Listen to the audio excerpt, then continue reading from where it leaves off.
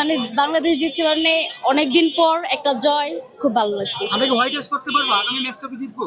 ইনশাআল্লাহ। আচ্ছা, আপনি বাংলাদেশের কার খেলা বেশি ভালো লাগছে আজকের ম্যাচটা? আজকের ম্যাচে অবভিয়াসলি হচ্ছে ওই জাকির হোসেন, ওনার ভালো লাগছে, ওনার কারণেই তো অনেকটা মানে আমরা আগে গেলাম, ভালো লাগছে। Nothing happening, bro. It was just amazing. It was fucking rocking, man. What an exciting game, man. Last মোমেন্টে লাস্ট বলে ভাবতেছিলাম যে না 5 মাস্টার নয় 6 মারবে নয় আউট হবে, তাই ভরসাটা রাখছে রিশাদ ভাই, আউট হইছে। আর লাস্ট ওভারে ভরসা ছিল যে মুস্তাফিজ ভাই যেমন কামব্যাক করবে আমাদের, কারণ এইবারে পাকিস্তান সিরিজে মুস্তাফিজ ভাই যে কিপটামি বোলিংটা দেখাইছে তা বলার বাইরে। এই যে বাংলাদেশ জিতছে, আপনাদের কাছে কেমন লাগছে? অনেক ইন্টারেস্টিং ব্যাপার ভাই।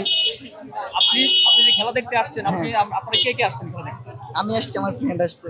আপনার ফ্রেন্ড নিয়ে খেলা দেখতে আসছেন, হ্যাঁ। কেমন অনুভূতি মনে করতেছেন? অনেক অনুভূতি ভাই, মুস্তাফিজ যে লাস্ট ওভারটা করছে এটার বলে বুঝাতে পারবো না ভাই।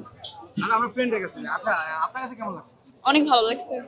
আমরা কি আগামী ম্যাচটা জিতবো আশা রাখতেছি? অবশ্যই আপনি বাংলাদেশের কার খেলা বেশি ভালো লাগছে আজকে? মুস্তাফিজ। হ্যাঁ। আচ্ছা, আপনারা কি সাকিবকে মিস করেন? সাকিব আল হাসান অলওয়েজ ভাই, অলওয়েজ সাকিবকে মিস করি ভাই। আপনারা কি চান যে সাকিব আল আবার আসুক খেলায়? জি ভাই, আমাদের চাইতে নেক্সট সিরিজ থেকে সাকিব বাংলাদেশের হয়ে খেলুক। মতো খেলাটি অনুষ্ঠিত হচ্ছে।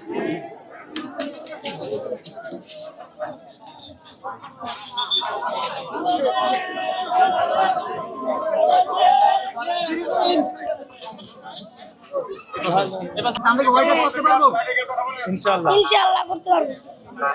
হোয়াইট ওয়াশ না করতে পারলে অন্তত সিরিজটা জিতছি আমরা।